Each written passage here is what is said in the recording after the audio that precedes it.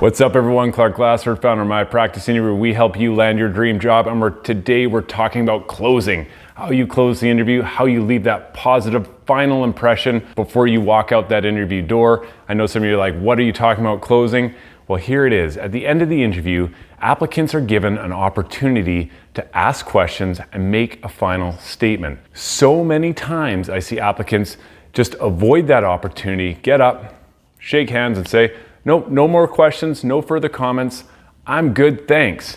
That's a missed opportunity, and I need you to think about creating that positive enthusiasm for the role that you're applying for so that employer goes, this person is excellent. They want this role. I love their interview.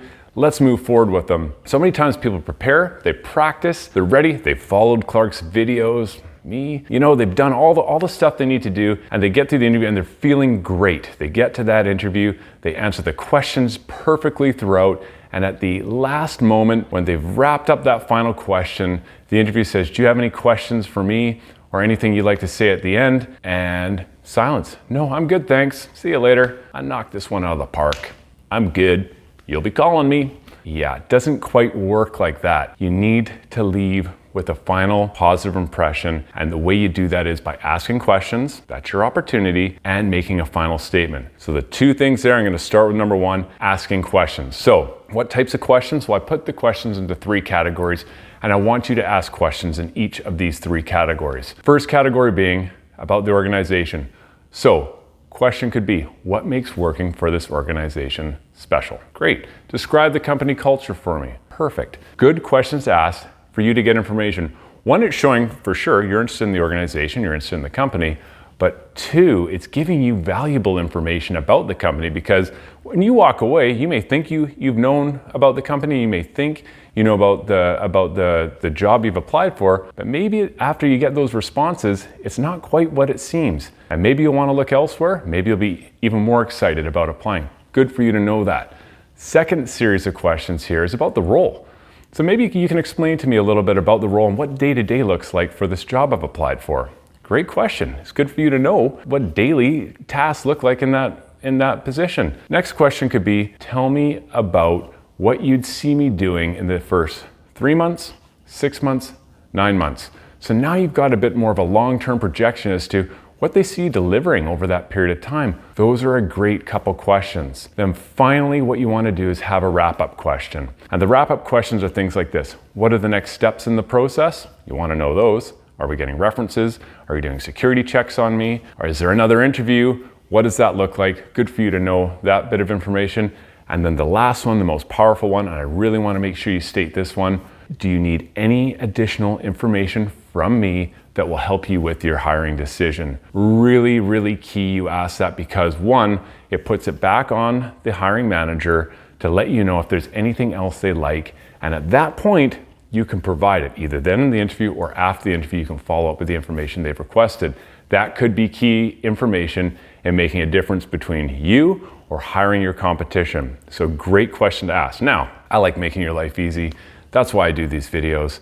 Below, I've got a list of questions in those categories that you can ask. So save you the research, save you the thought. You can go and use those questions, tailor them to the type of interview you're going to, and ask those questions. You can, of course, add to those. That's not a problem. But to start yourself off and make your life less stressful, there are some questions below in the description.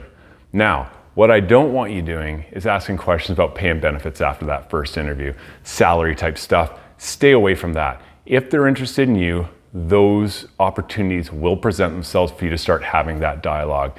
It's presumptive to start asking questions about salary and benefits when you haven't moved beyond that first interview. It will come up during the process. You'll have plenty of opportunity to ask for that information. So don't use at the end of the interview that time to ask those types of questions, and make sure you're asking questions that are actually relevant and you're interested in. So don't ask questions just for the sake of asking questions. I want you asking questions that have meaning to you, provide impact on your decision making, but also demonstrate your enthusiasm for the role you've applied for.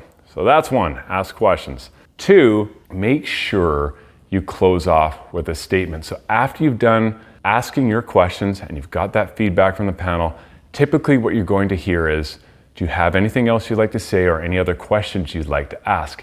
that's your opportunity to say, I don't have any other questions, but I do want to state my enthusiasm for the role, why I'm the right person for the position, and thank you for this opportunity. So if I was being interviewed for a position, what I would say is, I want to thank you for the time, for being here today, for this opportunity. I feel my background as a recruiter is perfectly fit for this role. I feel I could come in and hit the ground running and meet your objectives that you've described here today. I want to thank you for your time. I am absolutely pumped about this position and this organization. I really hope to hear from you.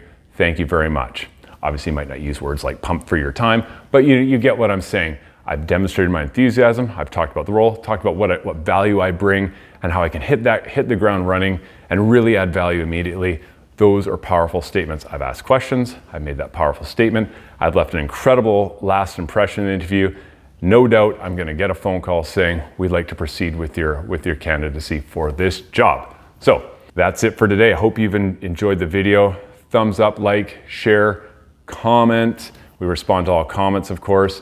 In the links below, like I said, series of questions you can ask at the end of the interview. Use those, tailor them to your needs. That's simple. Get a copy of the My Practice Interview ebook in the links below. It's free. You can't miss out on that. Get it if you haven't already got it.